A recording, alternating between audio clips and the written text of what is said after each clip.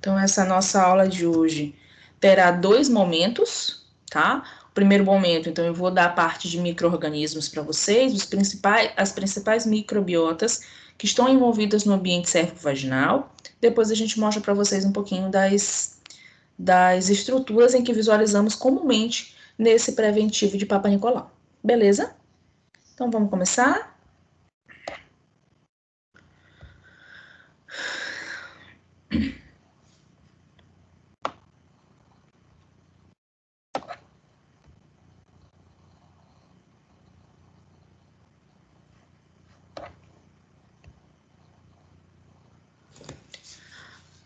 Para os que entraram hoje no grupo, prazer, Profa. Marina Maranhão, nossa disciplina de citopatologia oncótica ou citologia clínica, tá?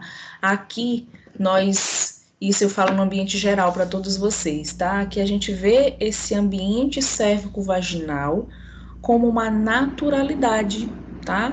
Então, a partir de agora, a gente já não está mais lidando com nenhuma criança, tá? Nós já estamos num ambiente mais adulto e nós precisamos ver o pênis e a vagina como órgãos do sistema reprodutor, tá bom? Então, tentem levar a nossa aula na maior seriedade possível e na maior naturalidade possível, tá bom? Que toda mulher tem vagina, todo homem tem pênis. Só se a gente tiver feito a retirada desses órgãos, a reconstituição, mas a gente passa para um segundo momento, tá? A princípio, uma naturalidade flui dessa forma, tá bom? Então, vamos tratar nossas aulas como mais naturais possíveis, tá? Então, hoje a gente vai falar sobre alterações benignas e patológicas.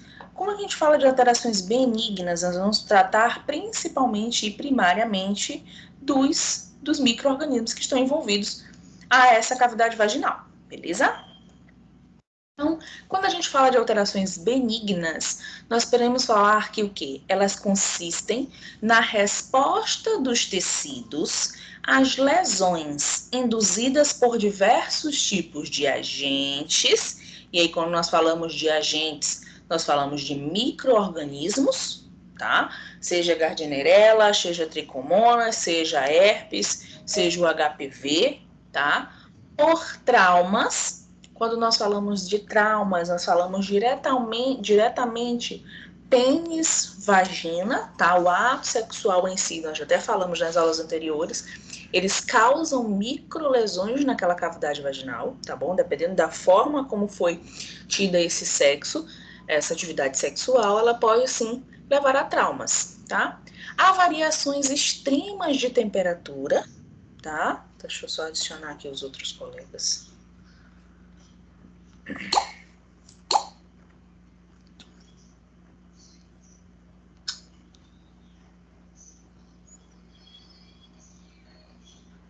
Pronto.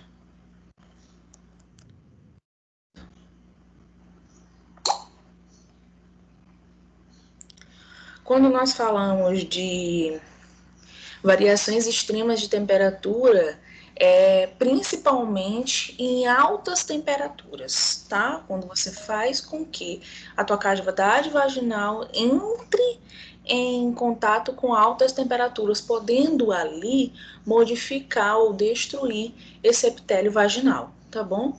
E quando a gente fala de radiação, falamos principalmente de pacientes que fazem a radioterapia por algum outro carcinoma. Não estou nem falando aqui do carcinoma cérvico-vaginal, tá? Estou falando. A gente fala também de qualquer outro CA, tá? Que acaba o radioisótopos ali, ele acaba lesionando também algumas células que estão ditas normais, tá bom? Ele destrói as ruins, mas ele acaba também destruindo as normais ou modificando essas normais, tá bom? Esses processos inflamatórios nós podemos dividir em agudos e crônicos e podem ser visualizados no esfregaço cérvico-vaginal, tá bom? Então, bora começar a apresentar para vocês. Dentro dessas alterações benignas, no trato vaginal feminino, os agentes infecciosos são comumente transmitidos por meio de relação sexual, tá? Então, quando a gente fala desse... Vou entrar aqui o colega.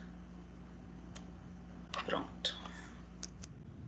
Quando nós falamos de transmissão pelo ato sexual, é que infelizmente é uma coisa que a gente até brinca muito nas nossas aulas, é porque quem acaba passando esses micro-organismos para a mulher, em sua maioria é o homem. O que acontece?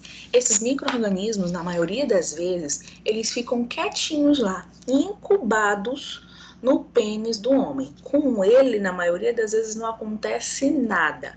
Então, cândida no homem não faz nem cosquinha, tricomonas muito menos, gardnerella pouquíssimo, tá? Só que o que acontece? Quando esses micro-organismos acabam sendo transmitidos para a cavidade vaginal da mulher, aí é que começa todo o processo de alteração relacionado a essa cavidade vaginal, tá?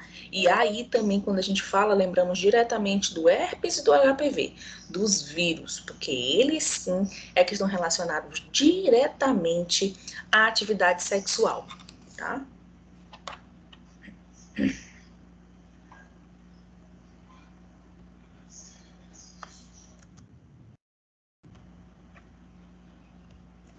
Pronto.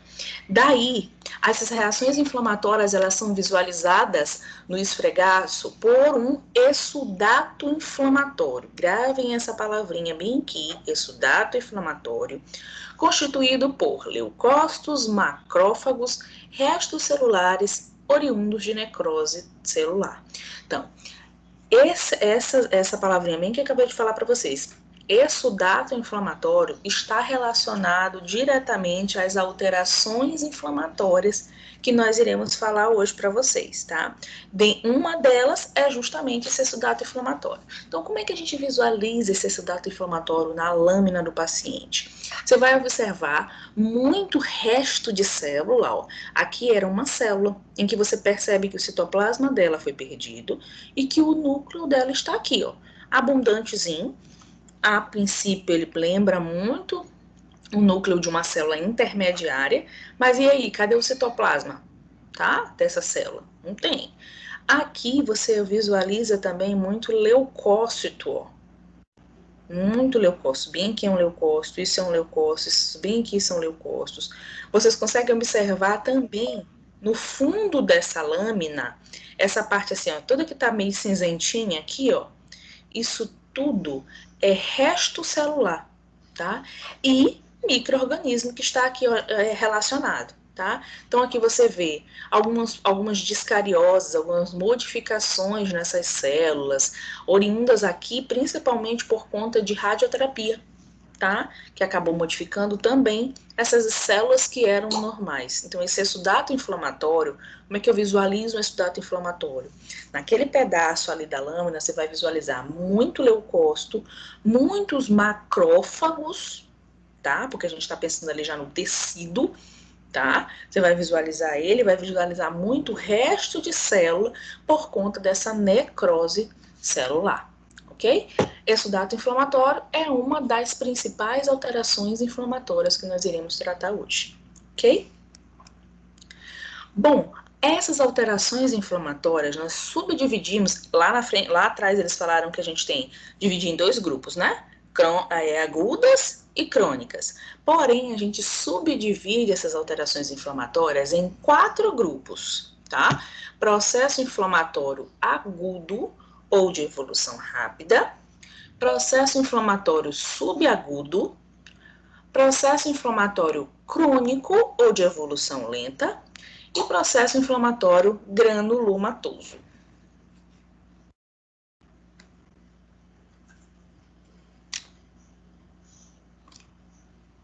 Só aceitar aqui os outros colegas.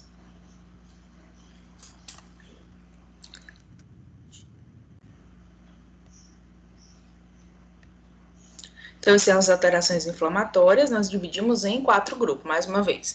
Processo inflamatório agudo, ou de evolução rápida, processo inflamatório subagudo, processo inflamatório crônico, ou de evolução lenta, e processo inflamatório granulomatoso, tá? Então, Primeiro item, processo inflamatório agudo ou de evolução rápida.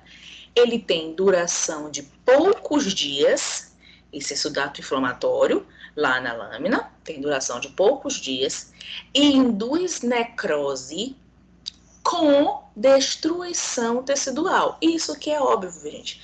Se nós temos necrose, nós estamos tendo o quê? Destruição de tecido, porque necrose nada mais é do que lesão, do que destruição desse tecido, tá bom? Levando à formação de pus ou de secreção, tá?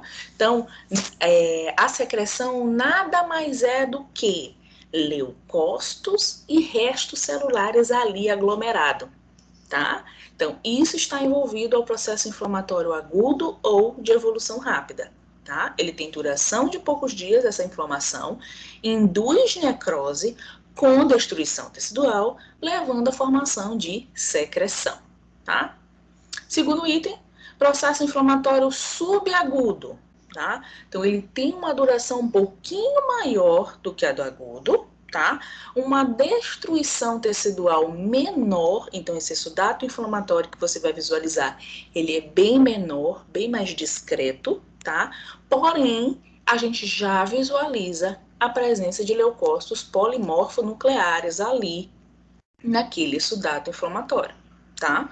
Então, o processo inflamatório subagudo, ele tem a duração maior do que o agudo, uma destruição menor e a presença de leucócitos polimorfonucleares, ok?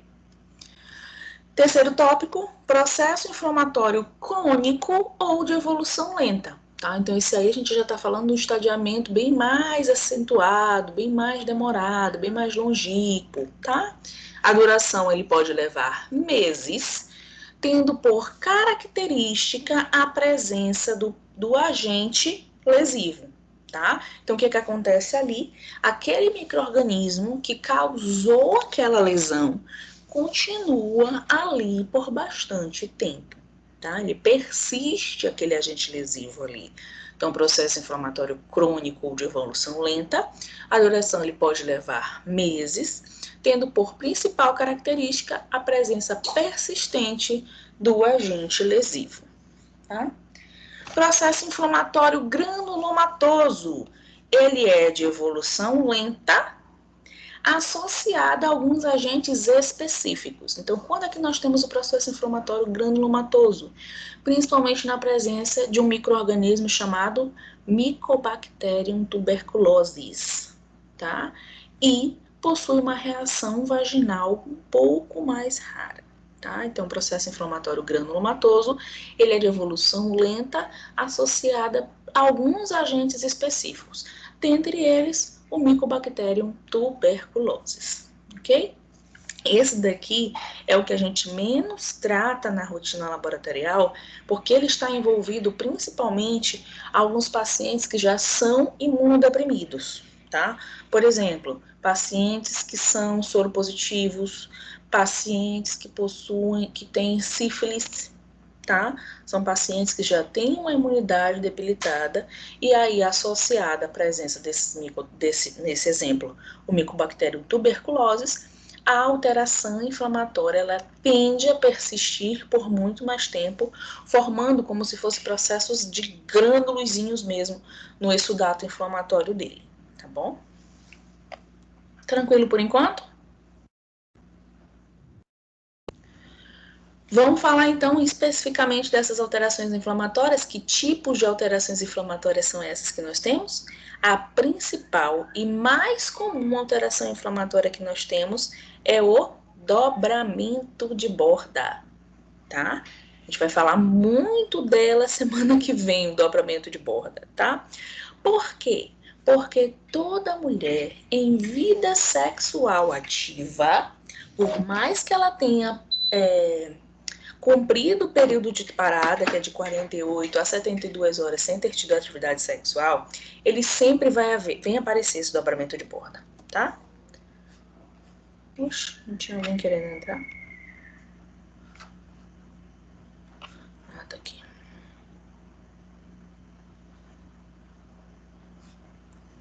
Um minutinho, povo de Deus. Um número considerável, obrigada. Ei, quando eu falo para vocês, então, do dobramento de borda, é o mais comum processo inflamatório que existe e toda mulher... Cadê a gente? E toda mulher em vida sexual ativa ele vai aparecer o dobramento de borda. O que é esse dobramento de borda, gente? Nada mais é do que eu tenho a célula aqui, aí mais uma vez a minha mãozinha é a minha célula. Você vai observar que a periferia desse citoplasma, a tendência dele é se dobrar.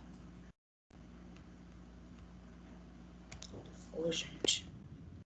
Um colega aqui agora travou, foi tudo aqui no meu computador. Peraí. Só um minutinho, gente. Tentei adicionar aqui pela tela, mas não consegui. E travou. Oi. Só um minutinho, gente. A tela travou aqui rapidão.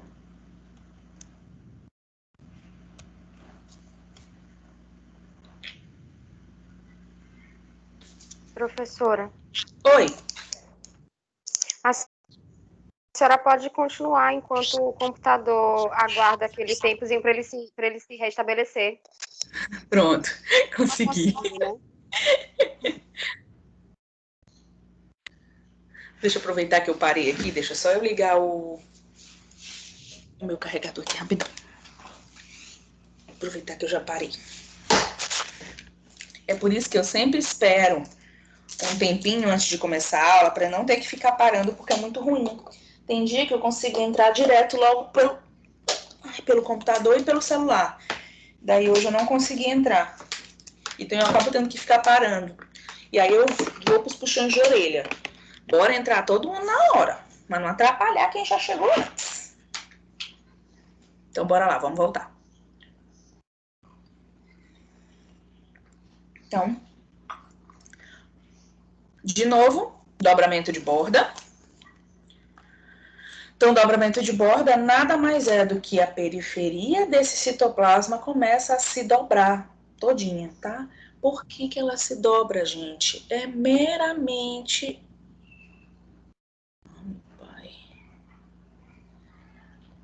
Pronto. É meramente por conta dos agentes lesivos que estão ali. Então, essa célula, para ela se proteger, uma forma de proteção dela é como se ela estivesse se dobrando todinha. Bora fazer uma relação rapidinha aqui ao mundo animal? Não tem a tartaruga, jabuti, um daqueles bichanos lá, que quando chega perto deles, a tendência deles é puxar o pescocinho ali para dentro, daquela cascadura ali?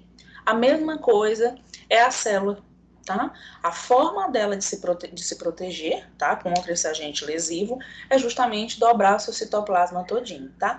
Ela pode dobrar assim, toda essa periferia, ou ela pode fazer assim, como se fosse um pastelzinho, tá? Dobrar todinha, se enrolar como se fosse um cartucho, tá? Então ela faz todinha assim. Eu queria mostrar para vocês, não sei se vocês vão conseguir observar bem nitidamente aqui nessa imagem, mas nas próximas imagens eu tenho o dobramento de borda, ó. Vocês conseguem perceber que bem aqui assim ela tá mais escura. Ó, aqui eu tenho toda uma coloração da célula e percebam que bem aqui, ó, certinho, bem aqui, tá mais escuro, tá? O que aconteceu aqui, justamente essa célula se dobrou, tá? Sobrou só um pedacinho dela que dobrou. Quando a gente for fazer a leitura da lâmina hoje, no final, eu mostro de novo para vocês o dobramento de borda, tá? Segunda alteração inflamatória, nós temos a vacuolização. O que é a vacuolização? É a formação de vacúolos no citoplasma da célula, tá? Então, você vai visualizar no citoplasma dela vários vacúolozinhos, tá? Essa alteração inflamatória de vacuolização, ela já está mais presente, quando eu estou falando aqui de cavidade cérvico-vaginal, tá?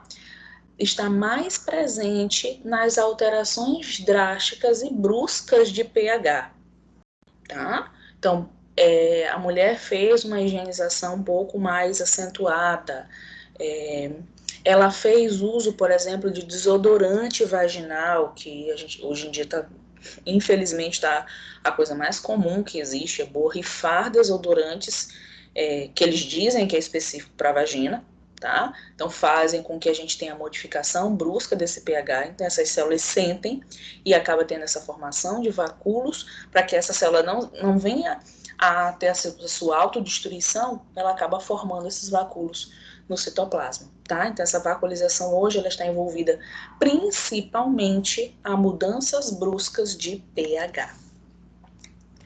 Anfofilia. Anfofilia é muito legal também, gente, porque parece que as células são fofinhas. Não são tão fofinhas assim, porque a anfofilia hoje ela está relacionada também a essas mudanças, essas modificações bruscas de pH, tá? Consegui adicionar. Eu já ia dizer que a tâmia, ou tamia, não sei, eu não estava conseguindo adicioná-la, mas consegui.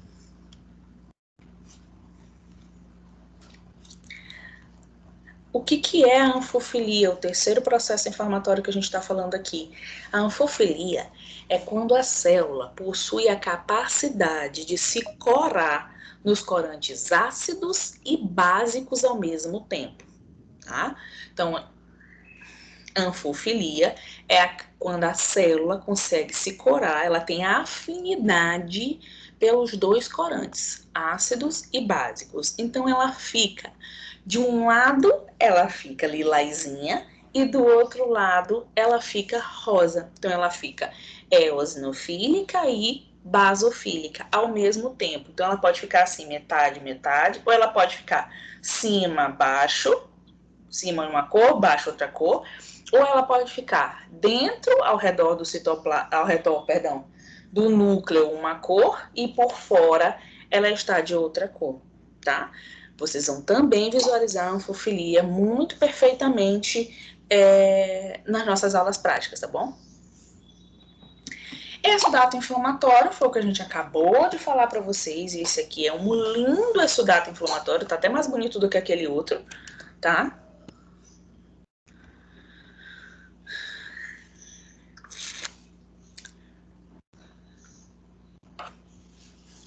Deixa eu fazer uma pergunta bem aqui. Elaine, tu tá aí? Tô escutando. Tu consegues adicionar as... Ah, mas tu tá fora da organização. Deixa eu ver se eu consigo bem aqui. Não. É porque eu tô de fone, por isso que eu tô falando assim. Ah, não, é porque eu queria saber se tinha alguém aqui que eu conseguia colocar para aceitar os colegas, porque tá tão chato eu tendo que estar parando e eu já peço desculpa para vocês com relação a isso. Mas acho que não tem aqui nessa novo Teams agora, eu nem sei como é que faz essa parte. Deixa, eu vou parando, a gente vai conversando, tudo vai dando certo, tá? Então, é anfofilia, gente. Capacidade da célula em se corar nos corantes ácidos e básicos ao mesmo tempo.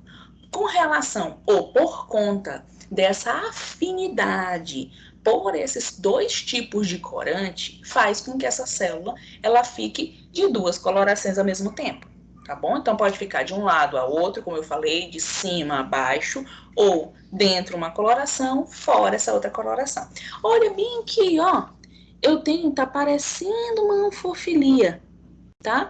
Ela tá, ó, bem aqui corada de uma cor e aqui por fora ela tá corada de outra cor, que ela tá meio azulzinha, ó, e aqui ela tá mais rosinha, laranjinha, sei lá, que cor é essa aqui, tá bom? Então, esse aqui tá parecendo sim uma anfofilia, mas vocês vão ver várias anfofilias lindas na nossa aula prática, não faltem, por favor. Quarta alteração inflamatória, o exudato inflamatório. Então, o exudato inflamatório é também, depois do dobramento de borda, a alteração inflamatória mais comum de ser visualizada. Então, você vai visualizar muito resto celular, macrófagos, leucócitos. Então, ó, deixa eu mostrar bem aqui para vocês, ó. Tudo isso aqui, azulzinho que vocês estão olhando, azulzinho mais escuro, ó, só são leucócitos, tá? Posso encontrar também nesse exudato inflamatório algumas hemácias. Pincetinha, ó. Hemáciazinha aqui, linda e bela, ó. Outra bem aqui eu tenho outra hemácia, tá? Posso encontrar também hemácias. Esse menino bem aqui, prazer, macrófago, tá? Ele tá justamente limpando esse tecido, tá? Por isso que você vê aqui como se tivesse vários leucócitozinhos dentro dele, tá? ele está juntando, está limpando esse nosso tecido, tá bom? Então, esse dato inflamatório é muito comum também ser visualizado, principalmente depois de algumas lesões, de algumas agressões, tá? E a coilocitose hoje ela está primariamente relacionada à presença do HPV, papiloma vírus humano. A associação bem mais clara que nós fazemos é que quando você tem a presença do HPV de uma forma mais crônica, essa coilocitose vai ser visualizada. Então a coilocitose nada mais é do que a formação de um halo perinuclear associado a alguns outros dismorfismos dentro dessa célula. Então, o principal, quando a gente fala de coilocitose, nós falamos principalmente de alteração e formação de um halo perinuclear. É como se fosse, gente, um vacúolo ao redor do núcleo, tá? Essa coilocitose. Qual a relação que eu posso fazer da coilocitose? Quando eu visualizo esse coilócito, você já bate o martelo e diz que essa paciente está tendo um HPV, papiloma vírus humano, tá? Essa coilocitose eu trouxe só para mostrar para vocês que ela é uma alteração inflamatória, mas vamos falar mais perfeitamente dela quando nós formos falar de HPV lá na lesão intraepitelial de baixo grau, no LZIL, tá bom? Enquanto de Good,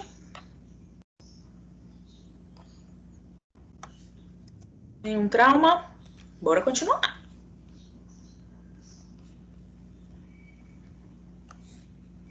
Ah, me lembrem se eu esqueci, mas eu vou tentar mandar logo para vocês hoje no final da nossa aula. Eu tenho um livro de citopatologia que eu gosto muito mesmo, tá? É um da autora chamada Márcia Consolaro, Diagnóstico Clínico Cervico-Vaginal, se eu não tiver enganado o nome dele, tá? Eu tenho ele em PDF e aí eu disponibilizo eles para vocês, tá bom? Eu gosto também muito acho que eu já até falei para vocês, da literatura do professor Jacinto, tá? Gosto muito dessas duas literaturas, da Márcia Consolaro e do Jacinto Costa, que vocês, se vocês quiserem, do Jacinto eu não tenho ela em PDF, mas o da Márcia eu tenho disponíveis para vocês. Por favor, me cobrem lá no grupo, tá bom? Para não esquecer de mandar para vocês, tá? Então, resumindo aqui, quando a gente fala de alterações inflamatórias, tá? Aqui eu não falei de neoplasia ainda, tá? Aqui eu tô falando apenas de uma inflamação, que pode te levar a uma neoplasia, tá? Mas ainda não tenho características neoplásicas aqui, tá? Primeira alteração inflamatória, dobramento de borda. Segunda, vacuolização. Depois, anfofilia, exudato inflamatório e coilocitose, tá bom? Com a característica de cada uma. Bora começar a falar de micro-organismo, tá? Então, a gente vai falar dessas alterações frente aos micro-organismos que estão presentes, beleza? O principal, aliás, um dos mais comuns de serem visualizados, e é o primeiro que a gente fala, é a tal da Gardnerella vaginalis, tá? Gardnerella, bactéria coccoide, tá? É o micro-organismo que é comum à nossa microbiota, porém, quando ela está sofrendo o processo quando sua imunidade está baixa, esse micro-organismo, a tendência dele é se aflorar, tá bom? E aí é que você consegue visualizar esse micro-organismo na lâmina da paciente, tá? Bom, para eu dizer que eu encontrei a Gardnerella, eu preciso encontrar uma característica em específico, tá? Antes de falar dessa Gardnerella em si, eu preciso falar, aliás, antes de mostrar as características, eu preciso dizer que a Gardnerella, ela tem uma afinidade pelo pH levemente ácido, tá? Então, eu tô falando de levemente ácido, não tô falando ácido absurdo, tá? Então, gira em torno aí de um pH de 7,5, 7,7, 7,8. É a afinidade em que a Gardnerella tem. Isso aí, oh meu Deus, ácido, gente, falei, foi básico, desculpa. tá? Eu já tô falando da Cândida, desculpa, que é a próxima. Então, a Gardnerella tem essa tendência pelo um pH mais ou menos de 6,5 a 6,8, tá? Então, é um pH que está propício, que está intimamente relacionado à nossa cavidade cérvico-vaginal, tá bom? Então, a afinidade da Gardnerella é por um pH levemente ácido. Bom, para eu dizer que eu encontrei a Gardnerella, eu preciso encontrar uma característica em específico. Essa característica nós chamamos de célula-alvo, célula-guia ou clue-cell, tá? Para eu dizer que eu encontrei a Gardnerella, eu preciso encontrar uma célula que está embebida, em cima dela está cheinha de Gardnerella, tá? Por quê? Porque essa Gardnerella, a tendência dela, a afinidade dela, não é pelo núcleo da célula, e sim pelo citoplasma, tá? Então, você vai visualizar essa bactéria, essas, né, bactérias em cima da célula, aderida a esse citoplasma, ok? Quando você visualiza essa bactéria aderida ali nessa célula, numa quantidade considerável, você diz que você encontrou essa célula-alvo, que pode ser chamada também de célula-guia ou de clue-cell. Bora ler a imagem. Vocês conseguem perceber que essa célula bem aqui no cantinho, ó, núcleo picnóticozinho, citoplasma bem abundante, ó. A coloração dela no fundo tá bem eosinofílica, né? Tá um rosinha bem discreto, mas ainda é eosinofílica, tá? Isso aqui é uma célula superficial. O que a gente consegue observar bem aqui? Conseguem perceber aqui comigo, gente, que tem tipo uma poeira roxa, essa poeira que tá aqui fora, ó. Tá levemente aqui em cima? Isso aqui é só Gardnerella, tá?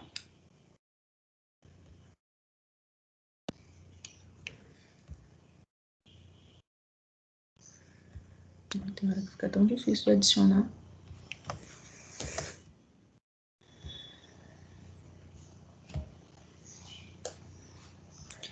Voltando. Vocês conseguem perceber, então, bem aqui, ó. Tem um núcleo aqui mais escurinho e tem essa poeira aqui em cima da célula, tá? Essa poeira que eu tô falando bem aqui para vocês é que é a Gardnerella, tá? Mas essa célula aqui, eu já poderia dizer, então, que é a minha célula-alvo?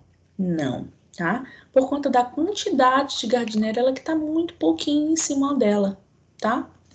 Porém, vocês conseguem visualizar essa célula intermediária aqui, lindona? Olha o núcleo, já levemente aumentado quando comparado ao tamanho da célula superficial, ao núcleo da superficial. Você percebe que ao fundo, olhando para a célula em si, tu consegue observar uma coloração mais basofílica, um lilazinho discreto. Porém, aqui em cima, ó, é como se eu tivesse várias formiguinhas aqui em cima, ó, como se fosse uma terra mesmo, em cima da célula. Olha, aqui também bem grosseirona, ó. Tem a coloração do fundo, mas tem essa coloração mais intensa, como se fossem umas formiguinhas em cima da célula. Essas duas células bem aqui, com essa conformação, é que eu bato o martelo e digo, eu tenho aqui duas células-alvo. Se eu encontrei duas células-alvo, consequentemente eu tenho a presença de quem? Gardnerella, tá?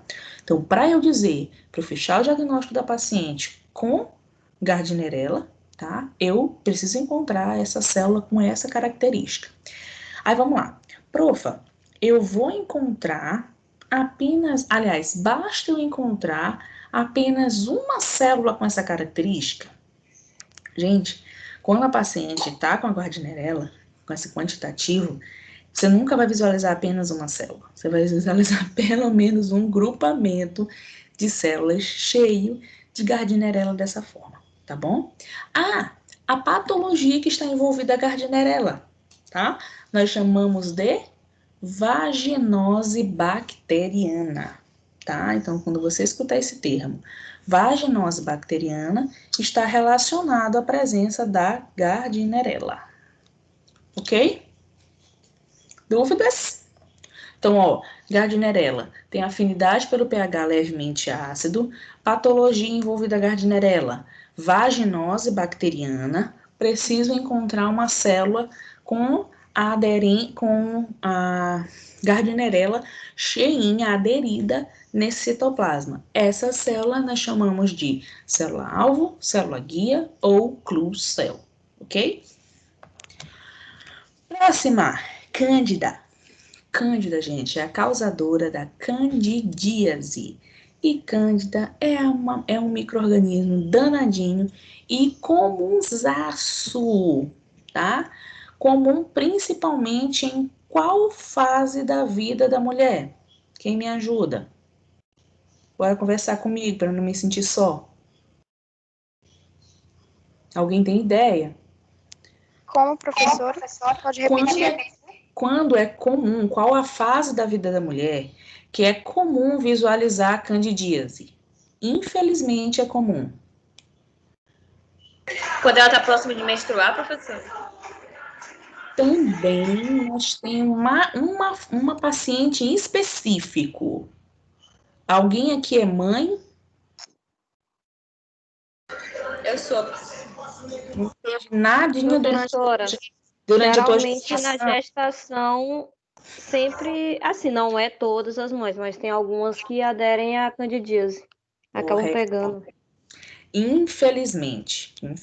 Por quê? Porque a cavidade vaginal da mulher gestante, ela tende a ficar mais básica. O pH dela se tornar mais alcalino. E a danada da cândida tem afinidade por qual pH? Levemente alcalino, tá? Então é por isso que as gestantes possuem uma maior afinidade. Aliás, a cândida possui uma maior afinidade pelas gestantes, por conta dessa mudança na cavidade vaginal da gestante, que é mais alcalina, tá? E aí é um balde para a cândida, uma piscina ali para a cândida se sentir à vontade. Diga. E também dependendo do grau da doença, quando a mulher tem um parto normal, acaba transmitindo para o bebê. Muitos casos Infelizmente. mesmo. E o pior não é nem a hora da transmissão em si. Quem tá falando comigo é a Elaine, né? É, O pior não é nem a transmissão em si, Elaine. O problema maior, que é o que a gente pede é que a mulher trate imediatamente a candidíase, é porque ela pode levar ao aborto, tá? Se ela for diagnosticada com candidíase e não tratar essa candidíase o mais rápido possível, ela pode levar a aborto prematuro, tá? Porque a tendência dessa cândida é subir ali no colo do útero e começar a se consumir daquele epitélio ali do colo do útero e levar justamente a esse aborto, tá? Primeiro ponto, relacionado à gestante. O outro ponto é relacionado às mulheres que querem engravidar, porque paciente também com uma candidíase em forma aguda, crônica, pode levar também a uma esterilidade, tá? Então, candidíase não é brincadeira. Candidíase, se você for diagnosticada, inicie o tratamento o mais rápido possível, tá? A cândida, gente, é um fungo. Deixa eu adicionar aqui um colega que tá entrando. A cândida, ele é um fungo, tá? E esse fungo, ele pode ser encontrado de duas formas. Ele pode ser encontrada na forma esporulada, tá? E na forma de hifaceptada, tá? Bem aqui, ó. Aqui é a forma de hifaceptada, ó. Você consegue observar esse fungo? Olha, cada septaçãozinha aqui, ó. Coisa mais linda do mundo. Aqui é a mesma coisa, ó.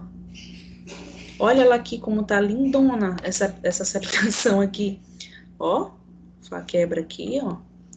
E essa imagem aqui, ela tá mais bonita ainda porque ela mostra a cândida das duas formas, na forma de hifaceptada e na forma esporulada, tá? Ó, esses pontinhos que vocês estão visualizando bem aqui, ó, esses dois pontinhos aqui, esse pontinho bem aqui, esse pontinho bem aqui, esse, tá? São tudo cândida na forma esporulada, tá? Para você conseguir visualizar A cândida, num esfregaço cervicovaginal, essa paciente ela precisa estar na fase aguda. Aguda, para a gente conseguir visualizar. Por quê? Porque a forma esporulada, gente, ó, até vocês olhando aqui, ela é uma forma bem difícil de ser visualizada, tá? Já a forma de hifa septada, não. Ela é bem bonitinha. Dessa forma aqui, tu já bate o martelo e diz, paciente tá com candidíase, tá? Porém, para você visualizar essa forma de hifa septada, essa paciente precisa estar em crise aguda.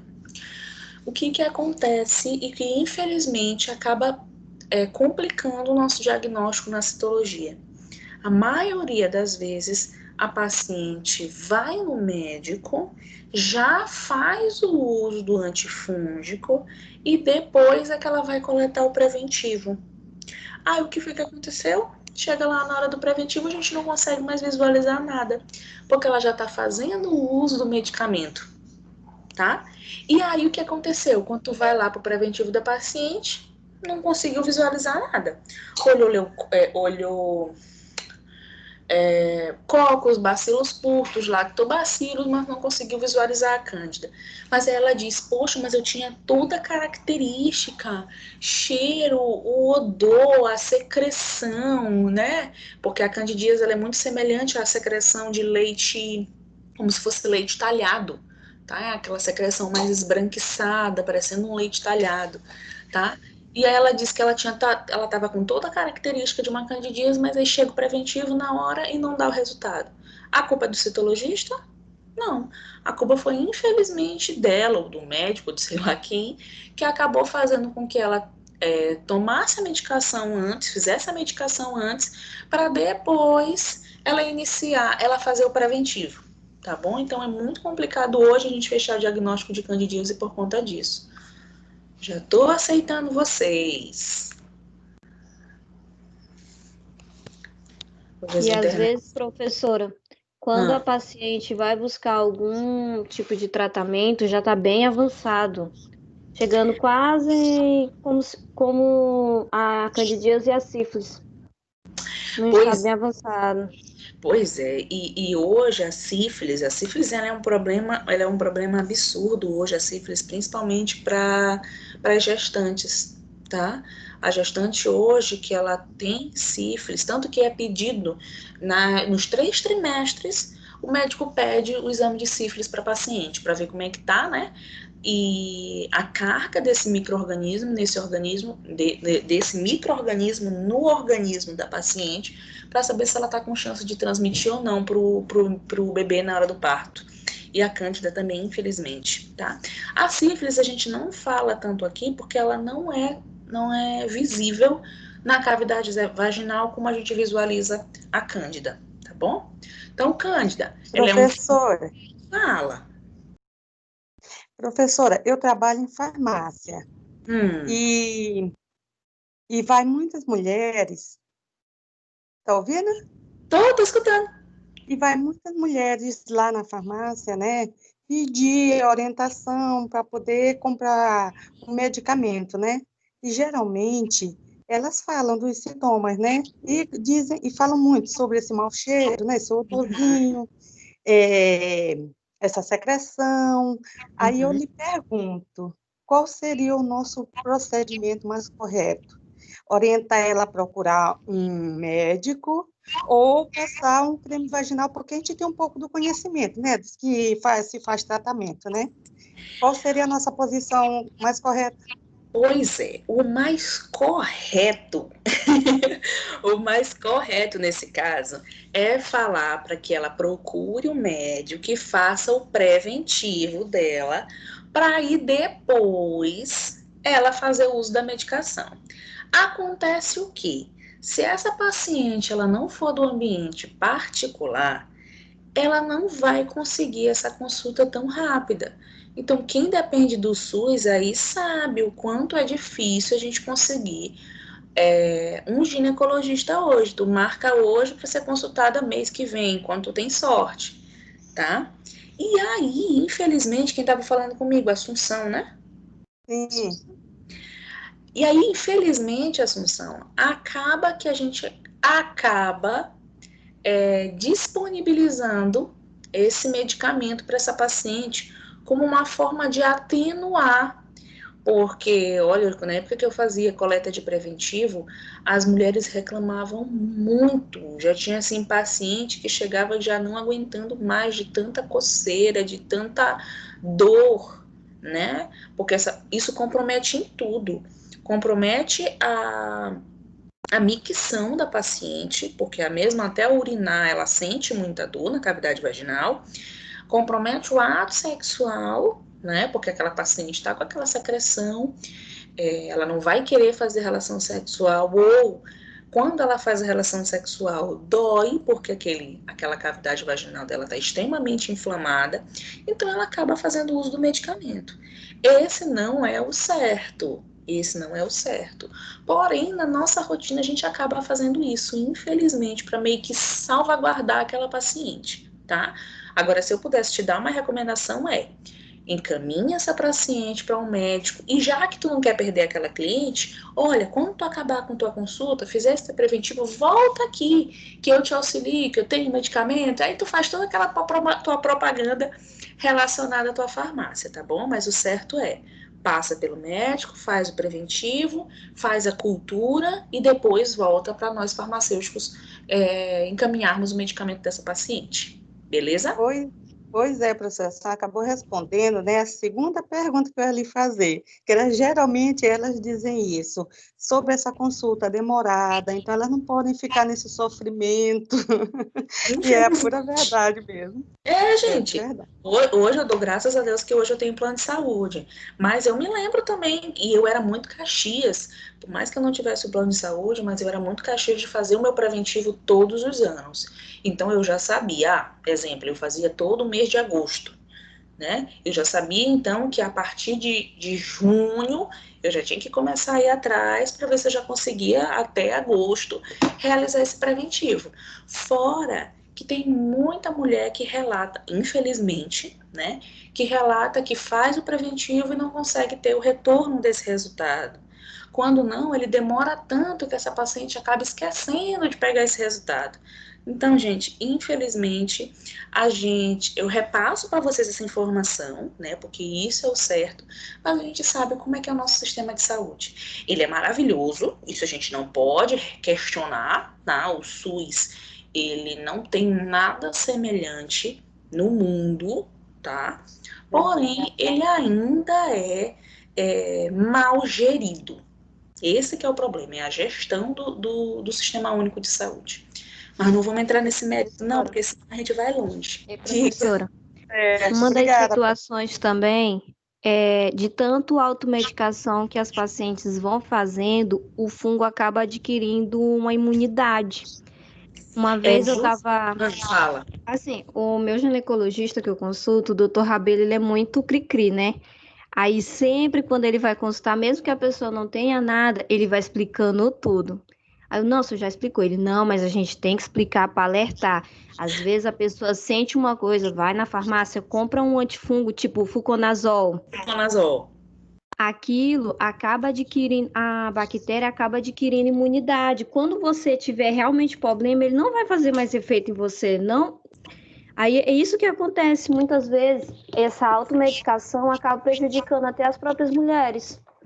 E a automedicação, além dela acabar potencializando outros micro-organismos, no nosso caso, ela acaba mascarando esse micro-organismo também, tá? Então, a gente, por exemplo, tu acaba tomando aquele antifúngico para tentar diminuir aquela lesão, aquela odor, aquela prurido que tu tá sentindo naquele momento, e aí depois ele volta muito mais potente, tá?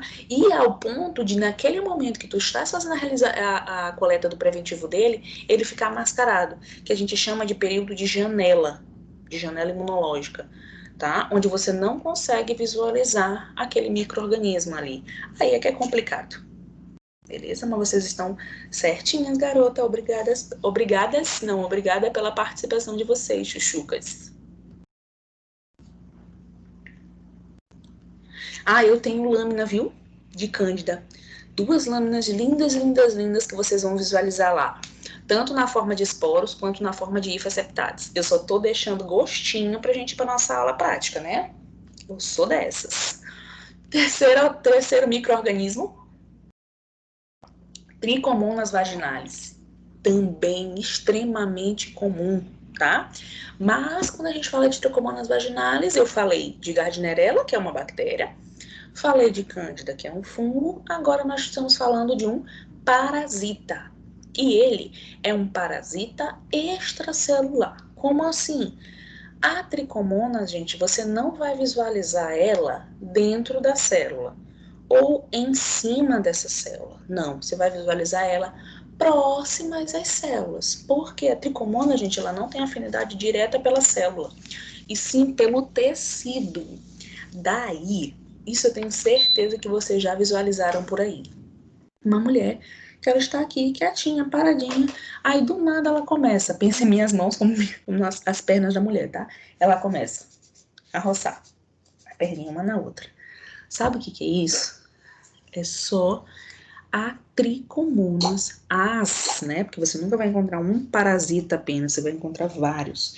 São os tricomonas que estão ali mordendo, tá? Se fixando naquele tecido, tá? Então a tendência dessa mulher que ao ato dessa tricomonas está ali tocando, se fixando nesse tecido, é como se ela tivesse sentido mordidinhas mesmo, tá? Aí a tendência dela é fazer o quê? Roçar essas pernas, tá? Trichomonas vaginalis, afinidade pelo pH levemente ácido, então é um pH muito semelhante ao da Gardnerella vaginalis, tá? Patologia envolvida a Trichomonas vaginalis são as vulvovaginites, é a principal causadora das vulvovaginites.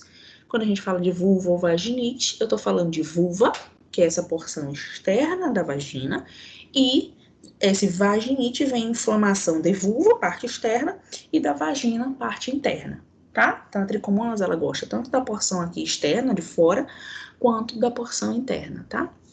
É um parasita extracelular, adere-se a essa mucosa vaginal, tá? E tá presente ali nas proximidades, principalmente, das células epiteliais, tá? Da ectocervix. Tu não vai visualizar tricomonas dentro do ósteo, tá? Então, aqui ele fica principalmente aqui na porção externa dessa cavidade vaginal e na vulva, tá? Tricomonas. Gente, tricomonas é um dos micro-organismos mais difíceis de serem visualizados na citologia. Por quê? Porque ele quase não tem queratina. Se quase não tem queratina, gente, quase não vai ter cor. Então, vocês vão visualizar uma nuvem, tá? Isso bem aqui é uma tricomonas, tá? A Xixa já tem uma visão de tricomonas bem mais antiga. Então, eu consigo mostrar para vocês, inclusive, o núcleozinho aqui dentro do tricomonas, ó. Conseguem visualizar aqui uma porção mais escurinha? Eu tô circulando, ó. Formatozinho piriforme, que é comum da tricomonas. E o núcleozinho aqui dentro, ó. Aqui eu tenho outra tricomonas. Essa aqui tá mais feinha. Ó, mas essa aqui dá de ver, gente, ó. Bem aqui. Só diz aí pra mim que sim ou que não.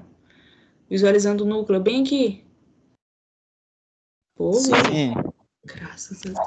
Sim, Não tô tá bem mentindo? nítido. Ai, graças a não, tá bem nítido. Não. Ô, gente, vocês não estão visualizando bem aqui, vocês não vão olhar tricomona lá na nossa aula prática de jeito nenhum, vocês vão me chamar de louca. Se vocês não estiverem visualizando isso bem aqui. Não, gente, por isso que eu fiz logo cara feia. De fato, tricomonas é muito difícil. Tricomonas é muito difícil mesmo. Tu já vai começando assim, é olhar muita lâmina, pra tu, isso aqui é realmente uma tricomonas. Lá na nossa aula prática, vocês vão visualizar como se fosse umas nuvens cinza, tá? Quase sem cor, é como se fosse uma nuvem lá no fundo. Sabe quando a nuvem foi embora e só deixa o rastro dela ali? Basicamente assim que você olha a tricomonas, ó. Aqui ela no formato piriformezinho e o núcleo mais escurinho aqui no meio, ó. Essa tricomonas tá bonita, essa tá bonita, essa tá feia, tá? Essa aqui tem muito resto celular junto aqui dela. Deixa eu tirar isso bem aqui, deixa eu ver se eu olho outra tricomonas por aqui. Não tem outra tricomonas aqui não, só tem essas três. É essa aqui, núcleozinho aqui no meio, e essa mais aqui embaixo, tá? É um parasita, ok? Causadora de uma principal, né? Aliás, é a principal causadora das vulvaginites. Afinidade pelo pH levemente ácido, é um parasita. Ah, eu não lembrei do nome vulvovaginite. Eu posso lembrar de qual nome? Tricomoníase, tá? Então, tricomoníase, quem é que causa tricomoníase? Tricomonas vaginalis, tá bom? A tricomonas ainda ficou nesse novo laudo da Sociedade Brasileira de Citologia Clínica, tá? Bem como ainda ficou Gardnerella, ainda ficou Cândida. Então, essas três ainda ficaram, tá? Pra gente laudar. A que não ficou, e era até para me ter tirado esse slide, mas eu queria mostrar para vocês essa coisa aberrante aqui, que é a clamídia, tá? A clamídia, você não consegue visualizar esse micro-organismo. Você visualiza a lesão que ela promove, tá? Então, foi um dos motivos deles retirarem a clamídia do laudo da citologia. Porque eles dizem assim, se você não está visualizando o micro-organismo, como é que você vai laudar ele lá na microbiota? Aí a gente tomava como base o quê? Eu estou visualizando a lesão que ela promove.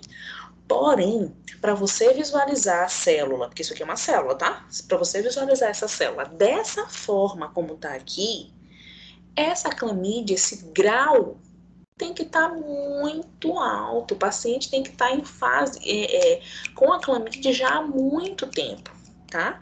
Confesso a vocês que a clamídia é uma coisa que eu dou nas aulas, porque a gente tem que dar, porém, eu, Marina Cristine, nunca olhei nenhuma lâmina de clamídia, tá?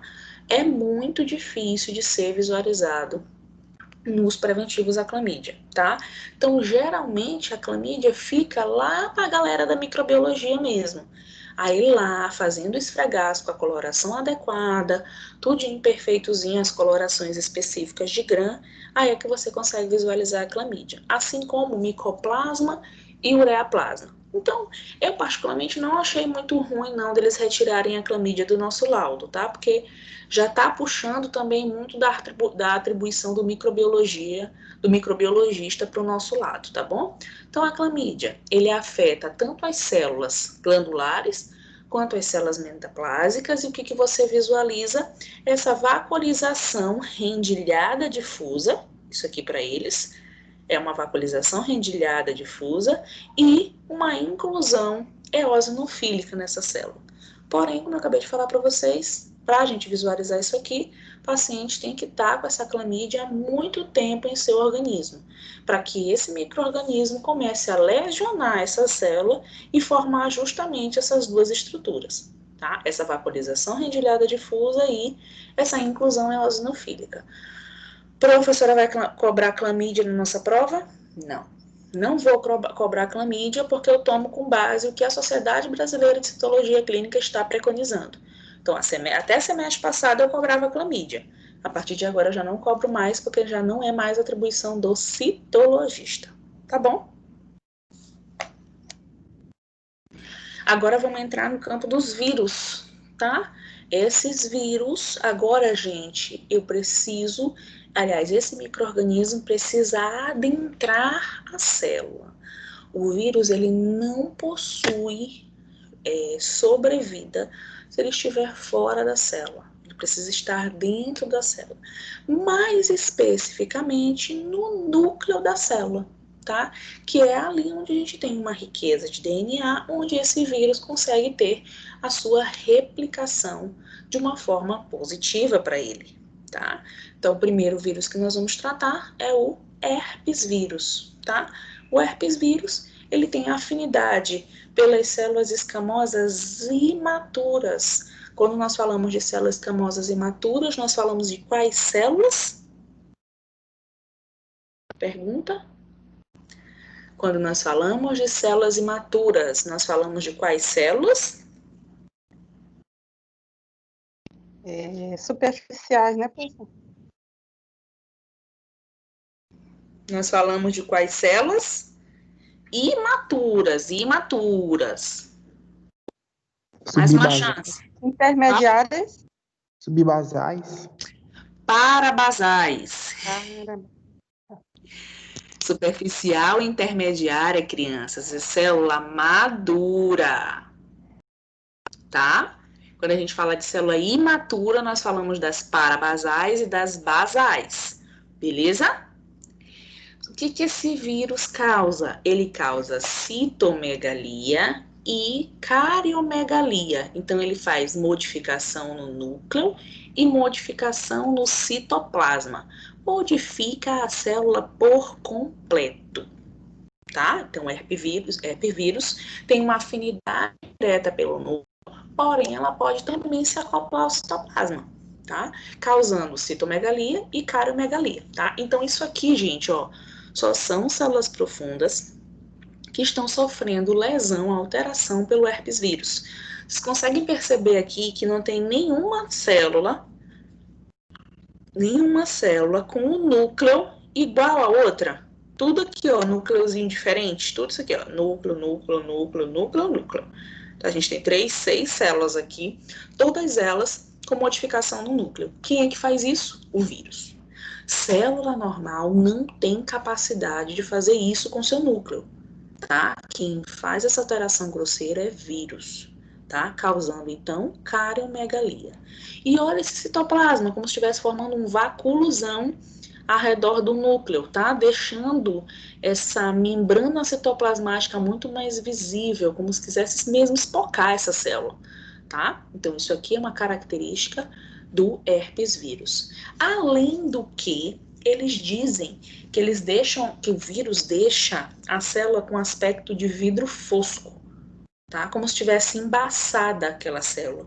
Então, quando você vai visualizar essa célula na lâmina, em que você mexe o micrômetro, essa célula ela não brilha, tá? O brilho da célula é em decorrência principalmente da presença de glicogênio.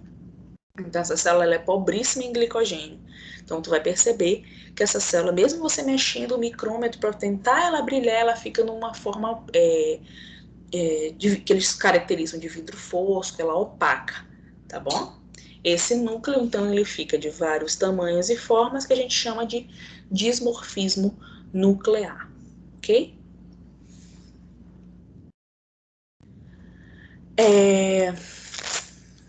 Não coloquei aqui o HPV para vocês, porque quando a gente fala de Elisil, aliás, antes da gente falar de Elisil, eu trago uma aula só de papiloma vírus humanos para vocês, tá? Então, eu não deixei ele aqui junto dos outros micro-organismos, mas eu trato diretamente só dele, tá? Por que a gente tem uma aula específica para HPV? Por conta da intensa afinidade dele à formação do CA de colo de útero, tá? Tanto o carcinoma quanto o adenocarcinoma. Beleza? Vamos ler lâmina comigo? Quero participação, tá? Deixa eu só fechar esse bem aqui. Dúvidas, traumas?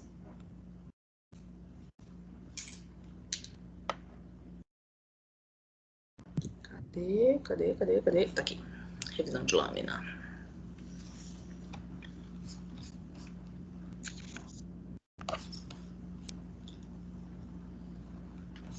Então, bora lá. O que eu quero com essa aula agora de revisão de lâmina com vocês? Eu quero que vocês tirem as dúvidas de tudo que a gente tratou até agora, tá? Deixa eu ver uma coisa. Até essa aula de hoje, então a gente está finalizando hoje o conteúdo da unidade 1 e o conteúdo da unidade 2. Então, com essa aula de hoje, vocês estão aptos a realizarem a nossa primeira oficial, tá? A nossa primeira oficial, a tendência é ela ser um pouquinho mais chata, porque o conteúdo é um conteúdo muito extenso, tá? Por isso é que eu não abri mão de dar uma aula prática para vocês antes da gente ir para a nossa oficial, tá? Então, eu quero que vocês tirem as dúvidas de vocês agora na revisão de lâmina e semana que vem na nossa aula prática, tá bom? Por isso que eu sempre peço, o aluno tem que ir olhar uma aula prática para poder ir para a nossa prova oficial, tá bom? Então vamos lá. Eu preparei como? Coloquei a imagem para vocês e quero que vocês me digam quais alterações, que células, o que vocês estão visualizando ali naquela imagem, tá bom? E aí quero a participação de vocês comigo, beleza? Vamos lá. Com base no que nós falamos nas aulas passadas e na aula de hoje, o que é que vocês estão visualizando bem aí?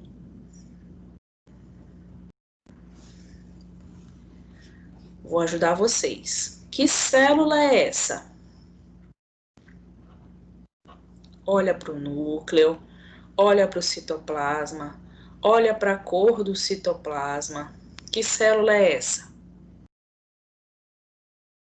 Quem me ajuda? Tem medo de errar não, vai. Eu acho que é superficial porque tem um núcleo bem pequenótico. Quem tá falando comigo? O Tom. Ui, deixa eu só anotar teu nome bem aqui. Ei, mas como é teu nome mesmo? Não é Oi? teu? Como é seu Não, nome? Tom é apelido. Então como é teu nome? É Valbson. W Bermuda. Isso, é só para poder eu colocar lá, porque eu vou colocar lá escrito como tá. Beleza, Tá. Tom, né? Isso. Tom. Tu acha que é uma célula superficial por conta do tamanho do núcleo e pela coloração, beleza? Isso. Show! E essa célula bem aqui, que célula é essa? Se for pelo tamanho do núcleo, ela é intermediária porque ela tem um núcleo maiorzinho. Show! 2 pontos para você. Então, eu tenho uma superficial e tenho uma célula intermediária. Bora aprofundar, bora entrar na aula de hoje? Que alteração inflamatória essa célula está sofrendo? Não só essa. Que alteração inflamatória é essa? Estou passando a seta em cima da alteração. Que alteração é essa? Dentre os processos inflamatórios que nós falamos hoje. Peraí. Ninguém mais, hein? Cadê o professor? São nas bordas, né, professora? Isso. Acho que é a dobra que a senhora falou. Dobramento de borda. Dobramento Isso. de borda, né? Dobramento de borda. Correto. Beleza. Então, deixa eu ver se vocês falaram tudo. Ainda faltou mais uma coisa que eu acabei esquecendo. Ó, isso bem aqui que vocês estão olhando são leucócitos, tá? Isso aqui é um leucócito polimorfonuclear, tá?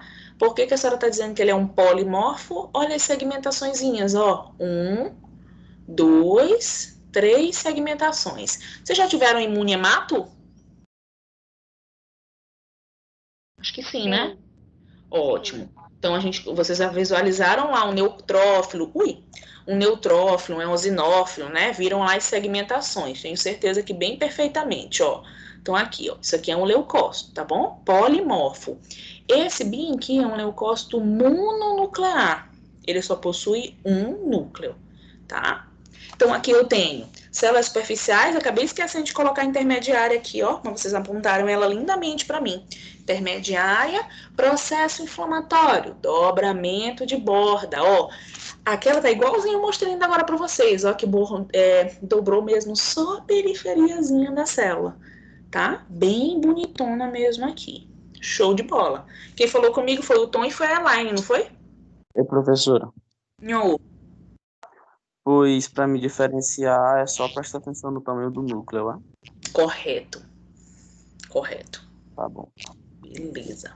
Ignorar também, professora. Oi, obrigada. Ignorar. Ei, Oi. e agora, o que tu tens bem aí? Conversa. Que célula é essa 1? Eu não quero saber da 3 não, tá? Só quero saber da 1. Que célula é essa? Professora, eu não consigo fazer o reconhecimento dela, mas eu sei que ao redor dela tem bastante neutrófilo. Tô ótimo. Eu vou aprofundar bem aí em cima desses. Ó, tu falou neutrófilo? Sim. Tá. Vamos só modificar um negócio. Aqui na citologia, a gente não chama neutrófilo.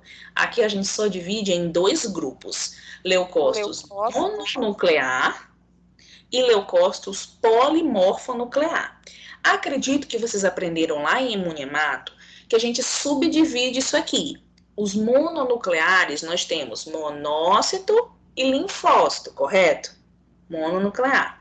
E polimorfonuclear, nós temos neutrófilo, eosinófilo e basófilo. Por que aqui na citologia nós não podemos fazer essa descrição de cada tipo de leucócito? Por conta da coloração. A coloração de Papa Nicolau, ela não me permite dizer se é um neutrófilo, se é um eosinófilo, se é um basófilo, tá? Então aqui a gente volta um pouquinho e diz que ou ela tem muito núcleo ou ela tem um único núcleo. Então se ela tiver um único núcleo, ela é mononuclear. Se ela tiver vários núcleos, ela é polimorfonuclear. Sem dizer qual é o tipo. Entendeu? Sim. E tu não Obrigada. fala que é um neutrófilo, tu diz que é um leucócito polimorfonuclear. Polimorfonuclear, não esquece essa palavra. Sim. Beleza? Aqui, agora vou aprofundar na tua pergunta, falando agora de leucócito. Quais os tipos de leucócito que você visualiza aqui? Dentro desses 2 grupos que eu falei, tu visualiza mono e poli, ou tu visualiza só poli? Olha bem para a lâmina. Olha bem para a imagem. Tem algum mononuclear aí?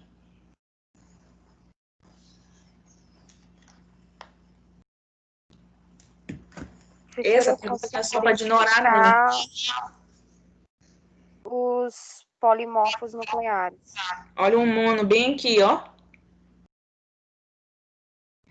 Esse aqui é um mononuclear. Esse é um polimorfo nuclear. Belezinha? Bem no cantinho. Sim, verdade. Tá bom? Diferencia pela aglomeração, né? Pela granulação? Não, pela quantidade de núcleo. Não pela granulação. A granulação tu não consegue visualizar aqui. A granulação é no citoplasma. O citoplasma de todas elas, gente, é transparente, ó. Tu não consegue ver grânulo nenhum aqui. Isso aqui que você tá olhando, ó, isso aqui é o núcleo dela. Aí você vai diferenciar. Se tiver um núcleo apenas, ó, mononuclear. E se tiver vários núcleos, como esse caso aqui, ó, é polimorfonuclear. Entenderam? Entendi. E aí, que célula é essa aqui? Célula 1, professor. E que célula é essa, gente? A 1. Olha essa cor desse citoplasma. Olha o tamanho desse núcleo. Que célula é essa? Intermediária, povo de Deus. Viu como a gente tem que fazer aula prática? Temos que fazer aula prática, porque senão se a gente fica só teoria, chega uma hora que cansa, não cansa? Eu sei que cansa. Isso aqui é uma célula intermediária. Profa, por que a senhora diz que isso aqui é uma célula intermediária, profa? Ó, núcleo levemente aumentado, citoplasma, olha o tamanho desse citoplasma, gigante, abundante.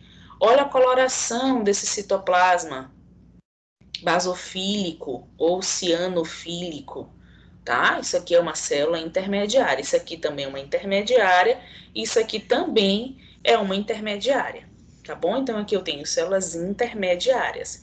O que mais que a gente visualiza aqui? Leucócito, que os colegas já falaram, mono e polimorfonucleares, tá bom? Então aqui, ó, coloquei leucócitos mono e polimorfonucleares, células escamosas, e ainda coloquei mais um negócio aqui para ativar a imaginação de vocês, que é a microbiota. Vocês conseguem ver? Não vai dar para ver. Mas aqui, ó, tem tipo uma poeirinha bem aqui, ó. Isso aqui é microbiota de cocos e bacilos curtos. Tá? Mas isso aí eu também já tô querendo forçar a imaginação de vocês. O que eu quero que vocês olhem aqui? Leucócitos e as células intermediárias. Tá bom? Show? Essa daqui, vou logo colocar a resposta, tá? Essa lâmina bem aqui é uma lâmina que a gente não considera ela como apta à leitura. Por quê? Aqui vocês conseguem visualizar alguma coisa, gente? Alguma célula consegue ser visível nessa imagem? Não, tá? Aqui a gente não consegue visualizar nenhuma célula. O que foi isso aqui? Isso aqui é uma lâmina que a gente chama de lâmina dessecada. Provavelmente, na hora que eles coletaram essa lâmina, lembra que eu falei para vocês que após a coleta, essa lâmina ela precisa ser fixada imediatamente, tá? Passado o álcool ali em cima dela imediatamente. Então, o que aconteceu? Provavelmente, esse enfermeiro, esse técnico de enfermagem, o coletador, coletou essa amostra e não fixou logo ela. Então, ela ressecou por conta do ar. Tá? Então acabou ressecando, tirando o pouco de água, o pouco de líquido que ainda tinha nessa célula, acabou retirando dela e deixando ela ressecada, que a gente chama de esfregaço dessecado ou dessecamento.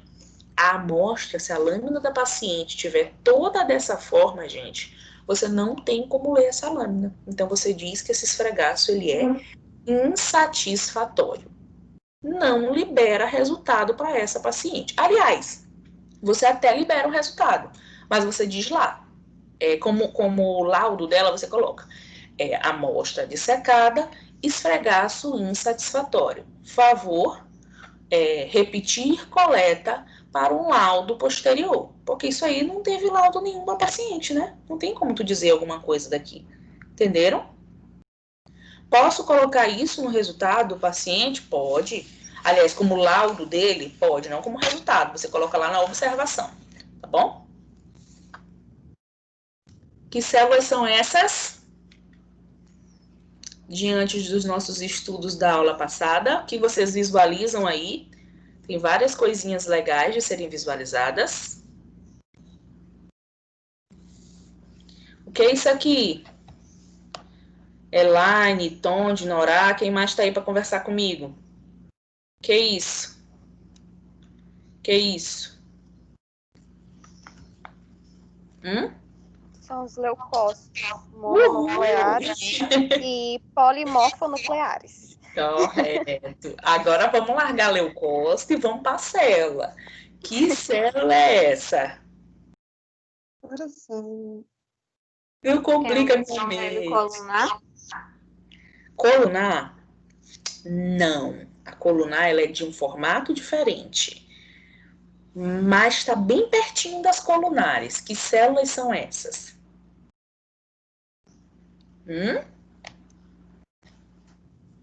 Gente, ó, essas são as células parabasais. Vamos para a característica dela, pra vocês entenderem, ó. O núcleo dessa célula, ele é bem mais abundante. E o citoplasma dessa célula já é bem menor, tá? Vou só fazer uma comparação bem aqui. Olha para essa célula com esse tamanho de núcleo e esse tamanho de citoplasma e olha para esse núcleo e o tamanho desse citoplasma. Isso aqui é uma célula madura. Olha o tamanho do citoplasma, ó. E isso aqui é uma célula imatura, tá? Então, eu tenho um núcleo abundante e um citoplasma bem mais fino, bem mais discreto, tá? A coloração dessa célula, coloração cianofílica ou basofílica, tá? Que é uma coloração mais escura, mais azul, mais lilás, tá? Característica das células basais são células que fazem parte do epitélio da ectocérvice, que é o mesmo que epitélio escamoso estratificado não queratinizado, tá? São essas células parabasais, gente, que são as células imaturas que vão originar as minhas células maduras. Quais são as minhas células maduras? Superficiais e intermediárias, tá bom? Então, as células basais são as células imaturas que fazem parte do epitélio da ectocérvice. São essas células imaturas que vão originar as minhas células maduras, ok? Gravem na cachola bem aqui as parabasais, ó. Núcleo bem aumentado, citoplasma já bem menor, tá? É a inversão do que quando você visualiza uma célula superficial, uma célula intermediária, tá? Célula intermediária, o núcleo já é bem menor e o citoplasma já é bem mais abundante. Beleza? Que célula é essa, gente? Que células são essas? E quais processos inflamatórios, mais uma vez falando de processo inflamatório, quais processos inflamatórios a gente visualiza bem aqui?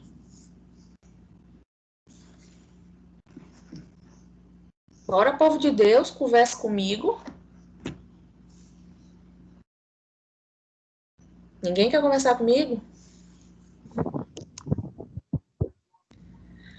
Ó, Professora, senhora, pode dizer que ela tem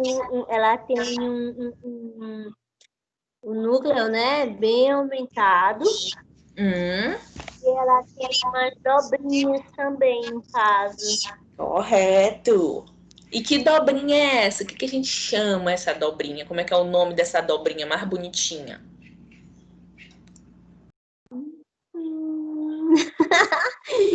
Aí eu esqueci esse nome. Dobramento de borda. Aí, esqueci. Dobramento. Quem é que tá falando comigo? É Tâmia, né? É Tâmia assim que fala seu nome? Tâmia. Tâmia.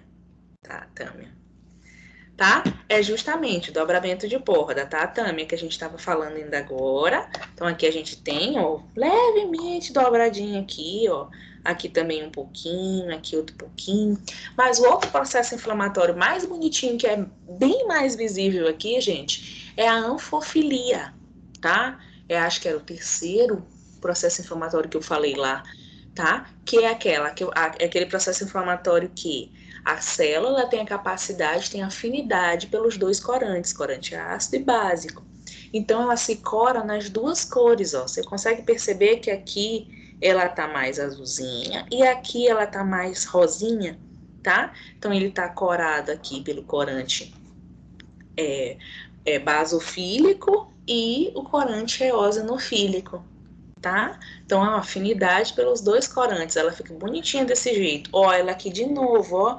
Aqui ele tá mais azulzinho, aqui tá mais lilazinho, tá? Então, a gente tem dois processos inflamatórios aqui. O dobramento de borda, bem levezinho. Pensei que nem vocês iam nem falar de dobramento de borda, ó. E a anfofilia, tá bom? Ambos processos inflamatórios, beleza? Aqui, o que nós temos aqui? Quem pode me ajudar? Ixi, tem várias coisas bonitas aqui. Professor, os slides aí. Professora, a gente não tá vendo a imagem. Não tem imagem. Engraçada. Eu tô falando aqui, mexendo horrores e terrores. Tá? Aqui, pronto. Agora Beleza. A anfofilia, vocês olharam? Não, né? Um pouco. Ó, a anfofilia aqui, ó. Ela corada nas duas cores, a célula, tá? Isso aqui são células superficiais, ó. Consegue perceber aqui? Tá? E ela tá corada de duas cores, ó. Mais rosinha aqui, Bem mais no azulzinha. meio dela tá azulzinho. Isso, tá? Essas duas aqui mais perto, elas são azulzinhas. Já essa daqui, ela não pegou muito corante azulzinho. Pois é, tá? Então aqui é justamente a anfofilia que está acontecendo aqui. É essa afinidade tintorial dessas células, tanto pelos corantes ácidos quanto pelos corantes básicos. É um processo inflamatório, tá? E além do que a Tâmia falou ainda agora, o dobramento de borda, tá bom? Show! E aqui o que nós temos?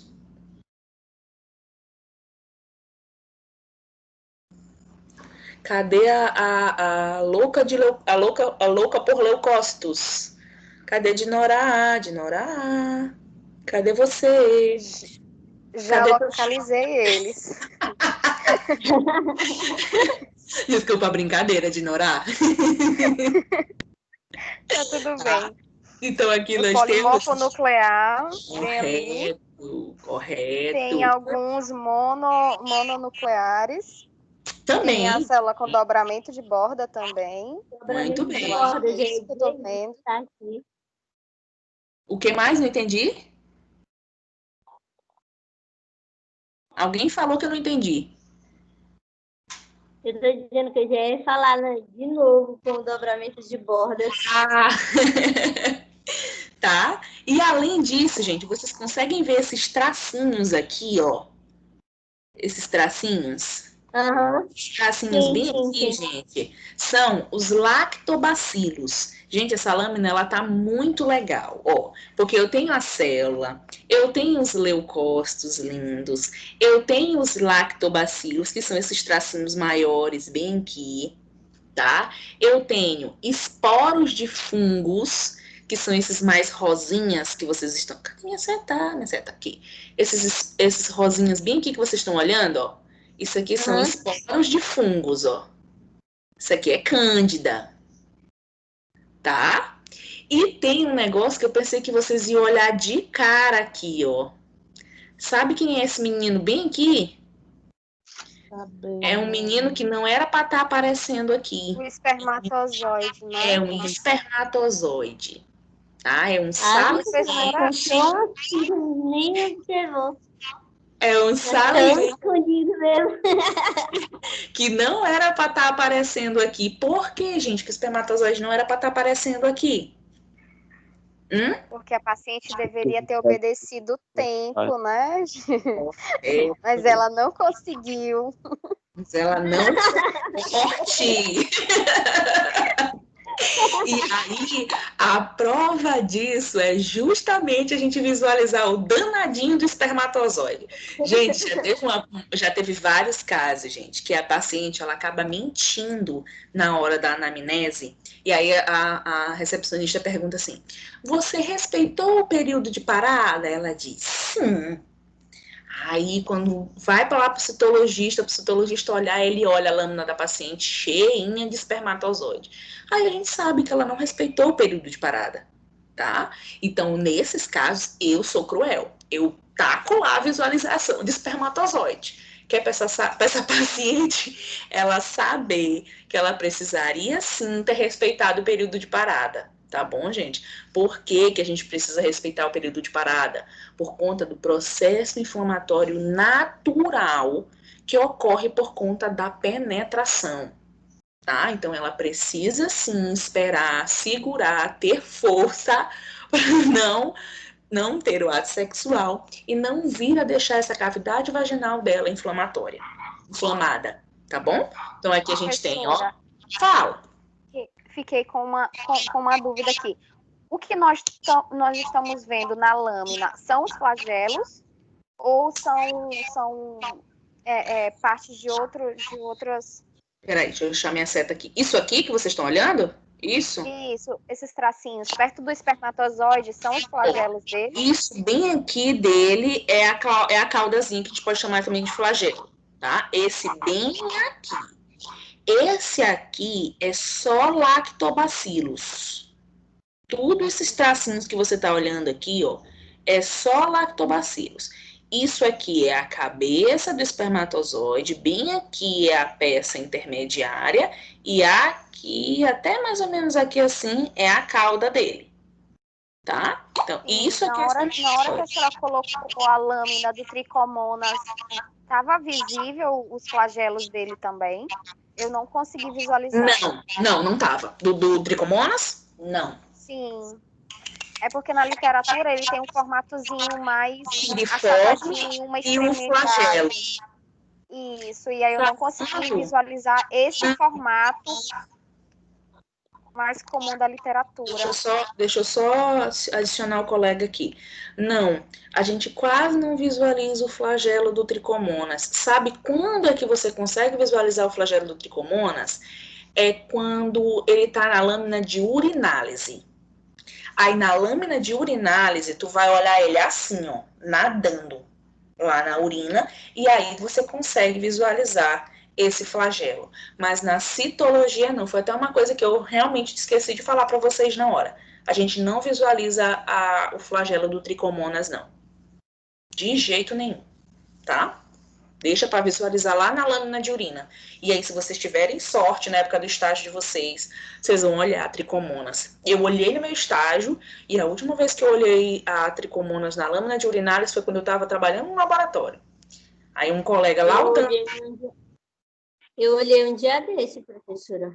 Em lâmina de quê, mulher? De urina? De urina. Mas é muito lindo. Quando tu tiver... Tu trabalhas em laboratório? Eu olhei, a farmacêutica de lá tava lendo, aí toda vez quando ela acha alguma coisa, ela mostra pra gente. Olha aqui, Tami, isso aqui, olha aqui, urina, parasito. Pra ela, quando ela tiver material legal, pra ela te dar e tu me dá.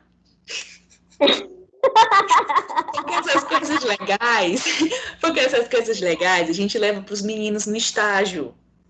Entendeu? Tá, eu vou falar. Elas olham muito também, professora, de hemograma. Elas olham bastante coisas, tipo, os leucócitos mesmo de tamanho super aumentados. Maravilhoso, maravilhoso. Quando tiver... Teve um que ele estava com leucemia. Ela mostrou como é que é a lâmina de leucemia. A gente vê muito cristal bonito na urina também. Vocês vão tem sal. Senão a gente não consegue terminar nossa aula. Não deixa eu me empolgar. Tá? Então, a gente olhou aqui os lactobacilos, tá? Então, ó, todas essas tirinhas que vocês estão olhando aqui, ó, gente, são os lactobacilos, tá bom? Eles são lindos de serem visualizados, gente. A microbiota mais fácil de visualizar é justamente essa, de lactobacilos, porque fica mesmo assim, como se fosse vários tracinhos, tá? Os esporozinhos de cândida, o danadinho do espermatozoide, tá? Alguns artefatos, ó, isso aqui, gente, ó, não é leucócito não, tá? Isso aqui é resto de corante, tá? Que provavelmente na hora de corar acabou decantando esse sedimentozinho na lâmina e foi corado, tá? E os leucócitos que nós mostramos para vocês, beleza? Aqui nós temos uma microbiota. Que microbiota é essa? Quem me ajuda? Falamos hoje sobre ela. Que microbiota é essa?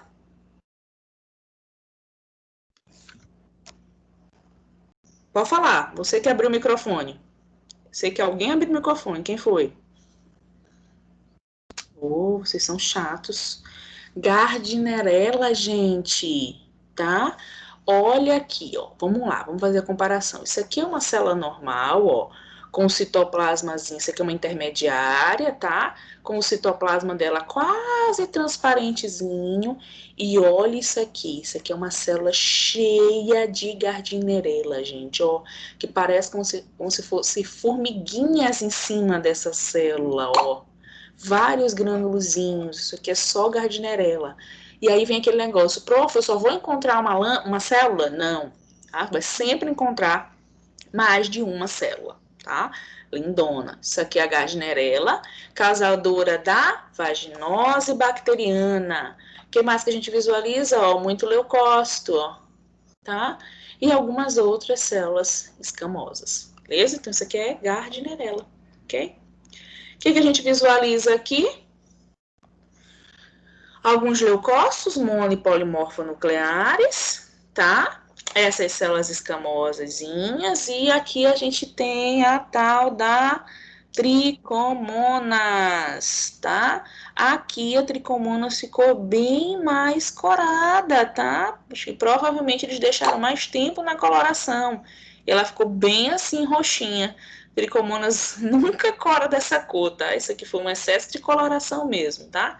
Aqui é outra coloração, ó, outra tricomonazinha, linda, tá? Ó, como a gente não consegue visualizar o flagelo dela, tá?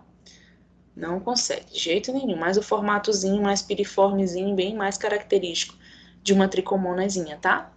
Aqui é tricomonas. Aqui, o que a gente tem?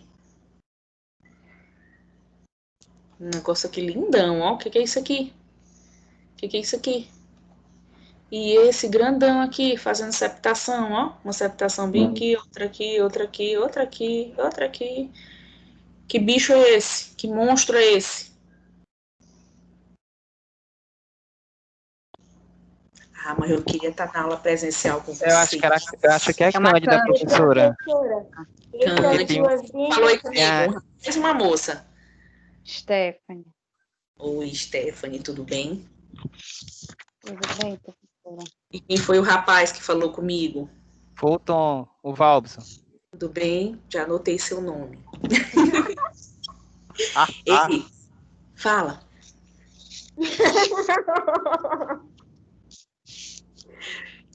Cândida, linda, gente, essa Cândida. O que mais que a gente tem aqui, gente?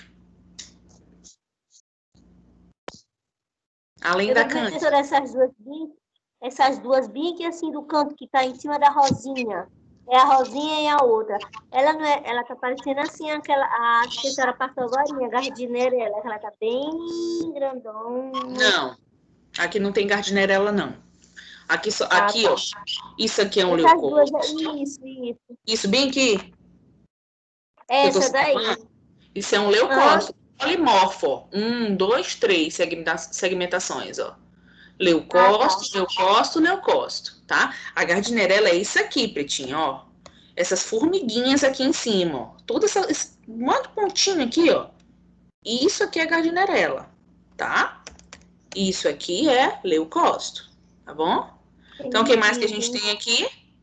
Muitos leucócitos, tá? Algumas células escamosas do tipo superficial, do tipo intermediária, tá? Esporos e hifas de cândida, que são as causadoras da candidíase. Gente, essa cândida aqui tá muito bonita, ó. Lindona mesmo, tá? Muito bonita. O que é que a gente tem aqui? Células escamosas, tá? Do tipo superficial, do tipo intermediária, mas aqui eu trouxe para mostrar para vocês um outro processo inflamatório. Que processo inflamatório é esse? É a coilocitose, tá? É a formação desse halo perinuclear associado a outros dismorfismos. Qual é o outro dismorfismo que a gente visualiza aqui, ó? Essa binucleação, tá? Então, a binucleação com esse halozinho perinuclear aqui, a gente diz que esse paciente tem que essa célula está sofrendo o processo de coilocitose, que é um processo inflamatório.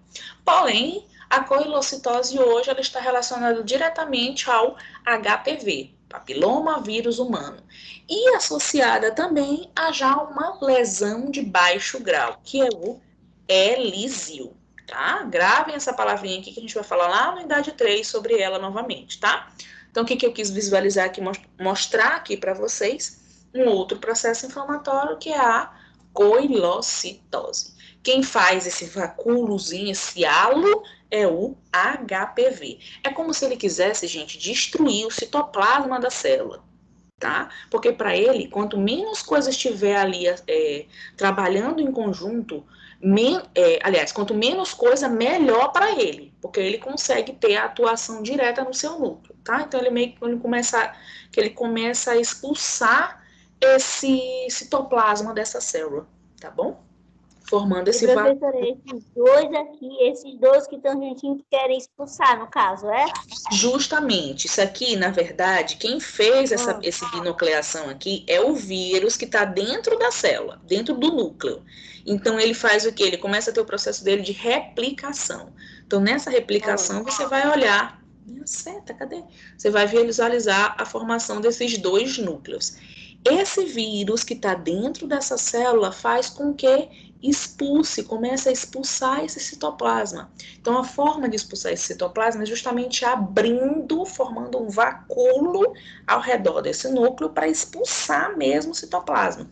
Então, você começa a observar aqui, ó, isso aqui, ó, esse vacúolo aqui, ó, é só para querer expulsar o citoplasma, tá? Quando ele consegue fazer isso, ele tomou conta direta desse núcleo, tá? Se ele tomar conta total desse núcleo, a gente tem aí já um carcinoma instalado nessa célula. Tá bom? Uhum. Alguém perguntou sobre essas células ainda agora. Que células são essas, povo de Deus?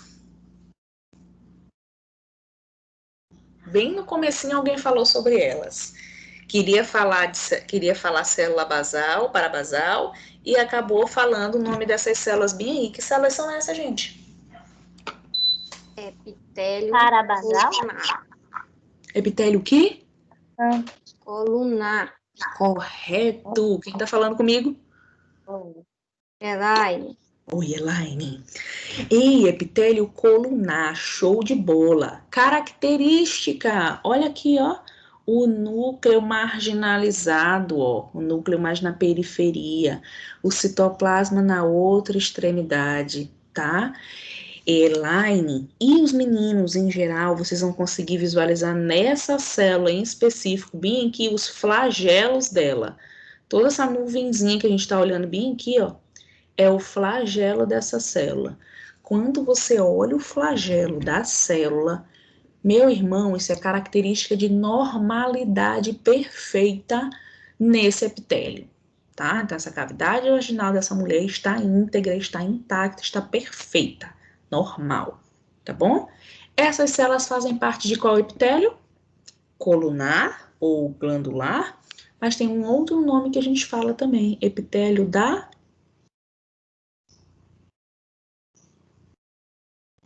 endocérvice, gente. Lembra lá o colo do útero? Eu tenho. Endometriais. Oi? Endocervicais e endometriais. Não, o epitélio é endocérvice. O nome das células é que são endoscervicais e endometriais, tá bom? Mas o nome do epitélio é endocérvice, que eu posso chamar de epitélio colunar ou epitélio glandular, tá? O que mais que a gente pode olhar bem aqui, ó? Eles podem se apresentar de duas formas. Nessa formazinha aqui que a gente diz empaliçada, que é uma do ladinho da outra, ó. Tá? Com essa característica, sempre o núcleo para um lado, o citoplasma para o outro, mas dependendo da forma como essa célula acabou ficando na lâmina, porque assim, tu raspou aquele colo do útero, pegou a lâmina e limpou lá, mas dependendo da forma como você colocou essa amostra na lâmina, essas células, elas podem estar assim, deitadas, ou você pode visualizar elas em pé. Se tu visualizar ela em pé, o que vai acontecer? O núcleo delas vai estar todo para cima e você vai não conseguir visualizar. Aliás, você não vai conseguir visualizar o citoplasma, tá? Essas aqui, nesse formatinho empaliçada, você consegue visualizar o núcleo para um lado, o citoplasma para o outro, porque elas foram colocadas deitadas no esfregaço, tá? Quando você visualiza elas dessa forma aqui, é porque elas estão em pé. Então, tu olha de cima, tu só olha o núcleo, não olha o citoplasma para baixo, tá? Então, a gente diz que esse formato é empaliçada e essa forma é em favo de mel, porque não fica parecendo um favinho de mel, ó, uma coladinha na outra, tá? Então, ele diz... Parecendo mais aqueles cachinhos de uva que parece calda de vinho. Justamente, era uma outra relação que eu também gosto de fazer, ou chamar ela de favo de mel, ou um cachinho de uva, né? Onde você visualiza bem nitidamente, ó, os núcleozinhos da célula, tá? Então, isso aqui são células endoscervicais, tá bom? As endometriais, eu acabei colocando bem aqui no slide para vocês, mas eu não trouxe elas, porque eu trouxe as endoscervicais de duas formas, visualizando ela deitada e visualizando ela em pé, tá bom? Ah, bem que tem uma célula intermediária, viu, gente, ó? Núcleozinho centralizado, citoplasma abundante, coloração basofílica, célula intermediária, beleza? Aqui eu trouxe para vocês células superficiais, células intermediárias, alguns leucócitos, ó o dobramento de borda aqui, ó, gente, que lindo. Esse aqui ficou lindo, esse dobramento, ó. Chega, deixou até bem mais escuro esse pedacinho, tá? Dobramento de borda lindo aqui. Esse ainda tem mais. Ah, esse aqui era o trabalho que eu coloquei para aula, para galera do semestre passado. O que vocês acharam? Ótimo, maravilhosa a aula. Estamos vivos, né? Obrigada. Gente. Conseguimos sobreviver a mais essa aula. E professora, se a senhora conseguir compartilhar esse último slide, ficou muito top. Qual? Essa da revisão. Ah, é esse que eu não coloquei, vou colocar para vocês. tá bom? Ai, eu acho que eu vou passar essa atividade bem aqui para vocês. Peraí, rapidão. Não tem problema. Oi? Não, deixa tudo bem, tudo bem. Não, eu não vou passar, tô boazinha. Eu não vou passar para vocês essa atividade, porque com essa turma, semestre passado, eu ainda consegui dar umas aulas teóricas para eles presencialmente, tá? Como para vocês não deu, eu sinto que vocês têm uma dificuldade maior, mas não se preocupem com relação a isso, que na semana que vem na nossa aula prática a gente vai tirar todas essas dúvidas, tá bom? Então, se façam presente os coleguinhas que quiserem curtir a nossa aula prática. Quem não quiser, pode ficar em casa sem problema nenhum, tá? Eu quero na nossa aula prática só quem quer assistir de fato, tá bom? E aí a gente tira todas as dúvidas. Belezoca? Beleza. Espera ainda rapidão. Deixa eu parar aqui.